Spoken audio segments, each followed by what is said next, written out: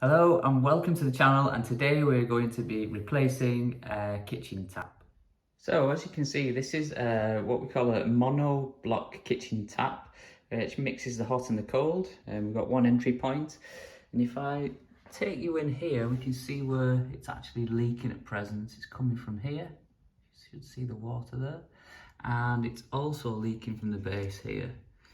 So at the moment we've got a piece of tissue on here just channeling the water into the basin itself, but this really needs to be replaced. So this is pretty much the equipment you'll need: a set of box spanners, maybe a spanner, screwdriver, and the actual tap and fitting itself.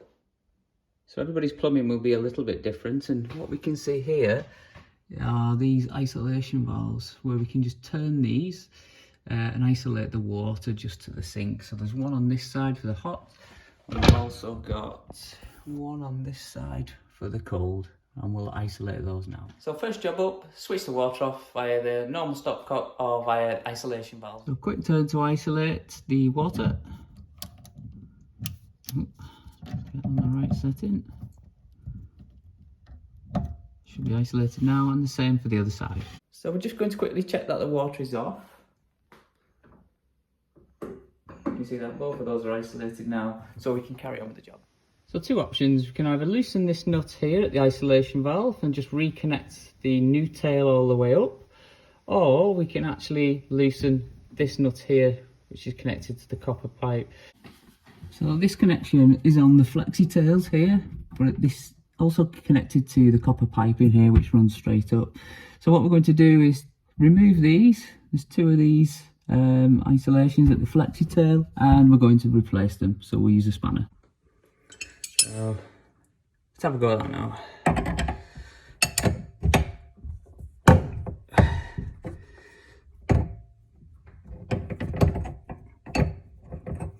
Go. And unscrew that, and some water will come out as well. Let's go. So you can see it's removed, a little bit of water came out, you can see that there. Sorry about the interruption in the video. And now we can just attach the new tails to this one to make sure it reaches. If yours reaches, then there's no need to take this off. Now we're going to do the second one, which is this one over here. Quickly do this one. Anti-clockwise should do it. That may be done now. Give that a quick turn. There we go. You won't be able to see very well there, but I'll try and bring you in a minute. Some water may come out. Yeah, so we pull that off. Yeah, there we go. I've disconnected now. The next thing we need to do is to unscrew this nut here, and you can see that it's on quite a large thread, and a normal spanner wouldn't be able to do this, so we're going to use a monobloc spanner. And we're going to untighten the nut, and that should just loosen the tap at the top and allow us to take it. One monobloc spanner. Looks something like this, much longer in length, so you can get up to that thread, and then we can use this to actually undo the thread and take the tap off itself. So because it's going to be difficult to see under there, we'll just give you a quick example. So with this thread, this would just slide up to the top here, connect, and then we'll be able to undo it using this ratchet. So we'll give this a quick go.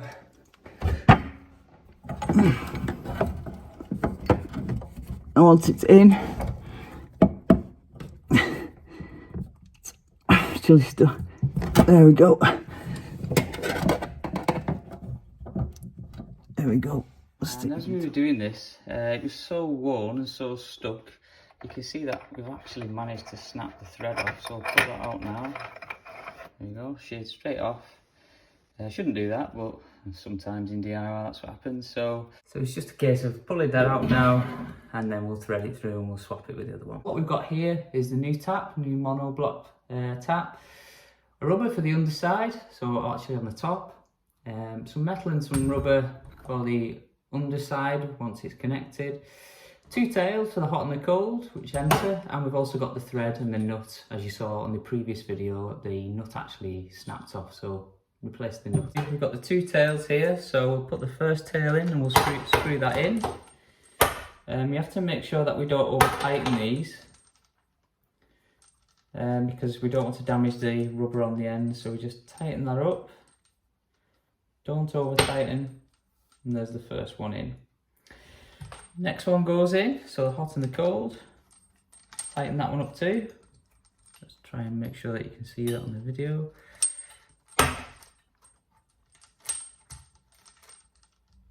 So both in, not over tightened, and finally, so you can see that those have gone in those two holes there. And finally we've got the thread. So there's another hole here to attach the thread, and we'll basically screw that in as well. So let's just quickly take that off. And put the thread in. Hold these tails back a minute. And then we'll tighten that up as well. So all we've got is the connection with the two tails. We've got the thread itself for holding it on, and as you can see here, I've now placed this rubber on the inside to make sure that it's sealed. Once that's done, it's a simple case, threading it through the holes. So we'll put one through first. A bit of a squeeze, but it should go through. There we go, second one in, and then thread should go down as well. Just pull that through the bottom. Snag it on there, and that's essentially it. So we'll show you how we go about tightening that now. So it should look something like this underneath now. You can see that there. So there's the new tails coming through in the thread. We need to attach the rubber to the underside. So rubber goes on first, followed by the metal, and it basically got a hole for the thread and for the two flexi tails here. So essentially it would look something like that going on around here, up straight on, and connect it. I'll show you the finished product. I can't do it whilst holding this. It's a case of screwing this nut back on with your monobloc spanner. It's going to be difficult for me to actually record this, but I'll give it a go. So as you might be able to see now, I've now screwed that thread on all the way to the top, and the rubber's on, and now the metal is holding that in place. So all I need to do now is take the monobloc spanner and tighten that nut up and make sure that the tap is pretty much straight. And once it's on, just a case of, not a pleasant job this, a case of tightening that up.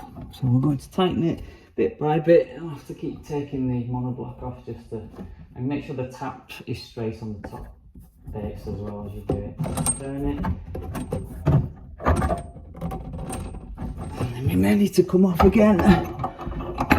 One more time. Let's give it another turn. There we go. One more.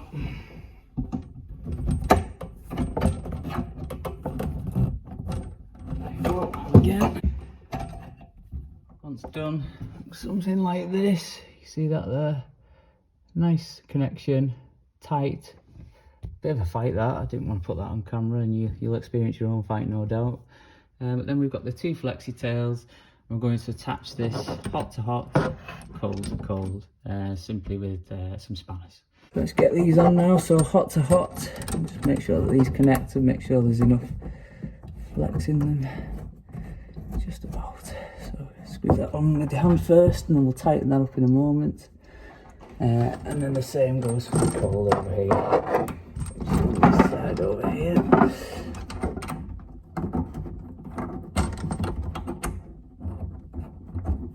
Again, not the easiest place to work in. And then we'll tighten that up with the spanners now.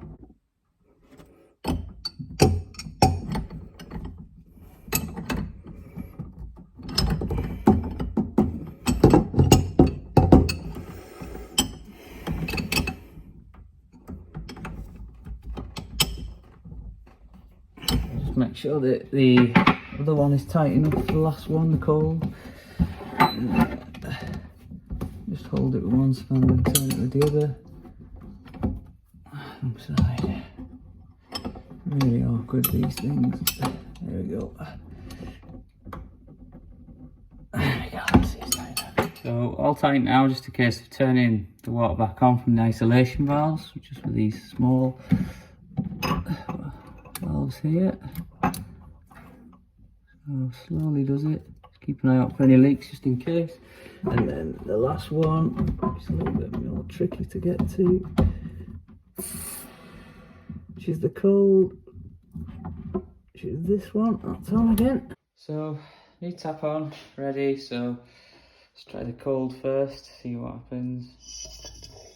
A little bit of air first. There we go. Seems okay. And now the hot.